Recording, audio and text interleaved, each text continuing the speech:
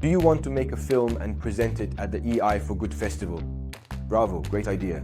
But I imagine you must be asking yourself several questions like, how to make a film? What do you need to make a film? Is a short film just a shorter version of a feature film? I have an idea, but how do I turn my idea into a film? What are the production steps? I master the software and the technique, but I don't have an idea. What do I do? In this video, I will share with you some tips and tricks to successfully make your film. In cinema, there are 3 fundamental rules. These rules apply in all countries, at all times. If you follow these rules carefully, you will succeed in making your film. Rule number 1, the script. Rule number 2, the script. Rule number 3, if ever rule number 1 doesn't work, refer to rule number 2. Once you have understood these 3 rules, we can move on to the next step. The script is the form in which all the narrative elements of the film are grouped. Basically, it's how the story is told. A script, first, contains a story. For example, it's the story of Tom, a 19-year-old young man who accidentally discovers a magical object that allows him to travel through time. That's an example of a story. Then a script contains characters. The main character of the story, also known as the protagonist, is the one who finds themselves in a situation and must take action. For example, in many films, we see an ordinary character who finds themselves in an extraordinary situation.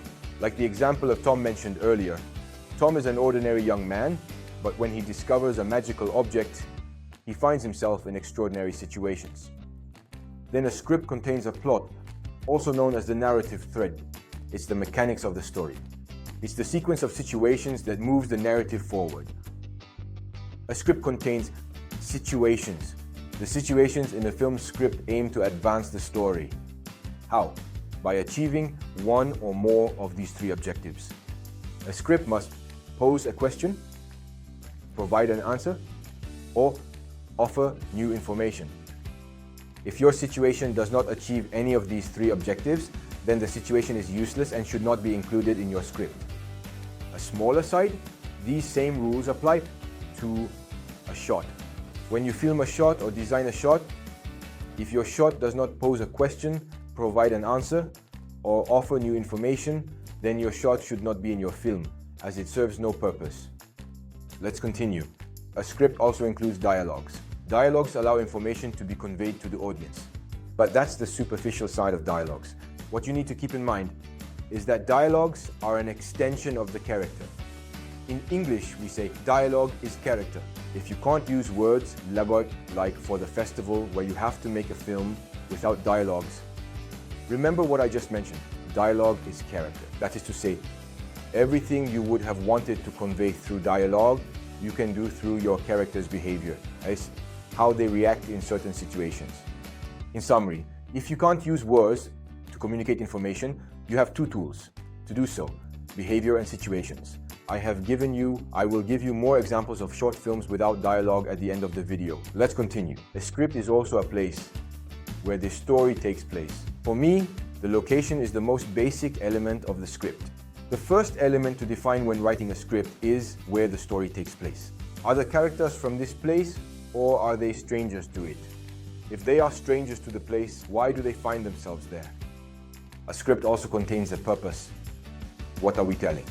If you have a script that tells a story with characters and a plot that unfolds in a place, but what is the purpose? The purpose is often a theme that interests us, a message we want to convey, or a subject we would like to explore. Don't forget that your script must contain a beginning, a middle, and an end. One last point, which might be the most important.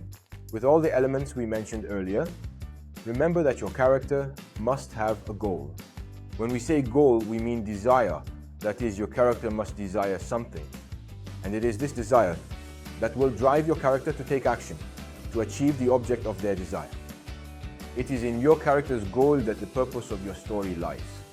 What you want to convey through your film, the message you want to get across, the tool to achieve it, is your character's desire. For example, developers want to clear a forest. Your character wants to stop them. Why? Because that's where he and his family live. So, your character's desire is to protect his family. For the festival, you need to make a film that is 1 to 2 minutes long. When you look at the steps mentioned above, You might think that all of this will never fit into a film with such a short duration. When you're looking for ideas, think of simple situations that don't require a lot of explanation. For example, Tom is a 19-year-old young man. He works as a waiter in a restaurant. He takes the bus every day to go to work. Simple situation, easy to imagine, it saves you time. On the other hand, if you say that Tom lives on planet A113, which is threatened with destruction, it's harder to imagine. It's a situation that requires a more detailed explanation for the viewer to understand where he is. For a 1-minute film, that's not ideal. Once you have your situation, add an element that makes your ordinary situation become extraordinary.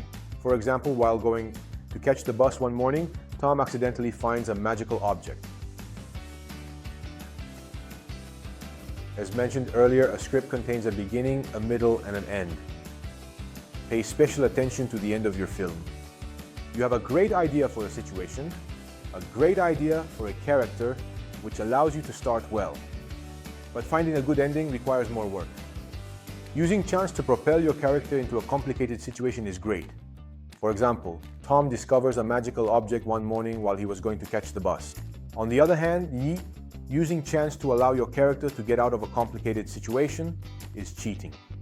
For example, Tom is stuck in the past because he lost the magical object, so he can no longer return home, but behind a rock, he discovers another magical object that allows him to return. That's not great. Once again, remember that a story contains a beginning, a middle, and an end. Imagine your story like a joke. In a joke, there is an initial situation, a conflict, and a punchline. For the punchline to be funny, it must be unexpected. My advice for your story, when you're developing your plot and imagining the ending, if you find that this ending is the one you expected, do the opposite. The ending must be unexpected, but in a good way. Imagine you're watching a movie and halfway through, you've already guessed the ending. It's frustrating. It's the same here. Tip number 5, choose a good title. If you've written your script well, meaning with all the elements we've discussed, the title will seem obvious. Remember that the title of your film is connected to the story and especially to the theme. For example, when the title is the place where the film takes place, it's because the location is as much a character in the film as the other character. For example, Midnight in Paris. When it's an object, it's because this object is the thread of the story. For example, the Maltese Falcon. Sometimes the title is also a mystery that the film will reveal at the end. Example, The Silence of the Lambs.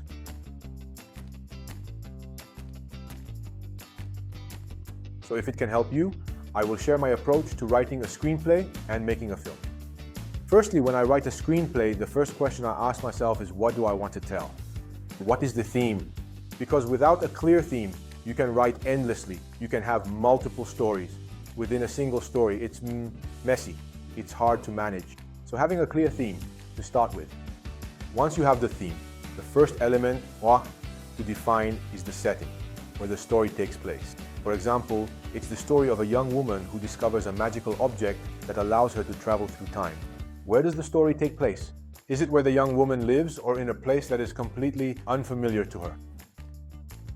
Once I have found the setting, I define what relationship the character has with the place. This allows me to first develop the character themselves. And secondly, the elements known in English as plot points, which serve to energize the script and enrich the plot. For example, the story of Emma and time travel takes place mainly at Emma's workplace. Is Emma satisfied with her job? If yes, why? Does she want to become a head chef one day? If not, why? She doesn't like working in the restaurant industry, but it's all she found to earn money to fund her studies. If Emma doesn't like her job, could the discovery of a magical object help her leave this job and, even better, achieve her goal?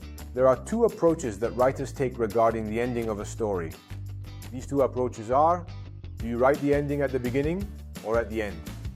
Some prefer to fully develop a story and write the ending at the end, while others, and I am one of them, prefer to write the ending at the beginning. That is to say, once most of the elements of my plot are in place, I work on the ending. Even if it can change later, Having an ending allows me to have a reference point that will guide me in my script choices. But be careful. Writing the ending from the start can often limit you in the development of your script. My advice: use the limitations to enrich your script. Limitations to be creative. Realize that if you have written 95% of your script and the ending you initially planned no longer works, but the rest of your script does, don't hesitate to change the ending.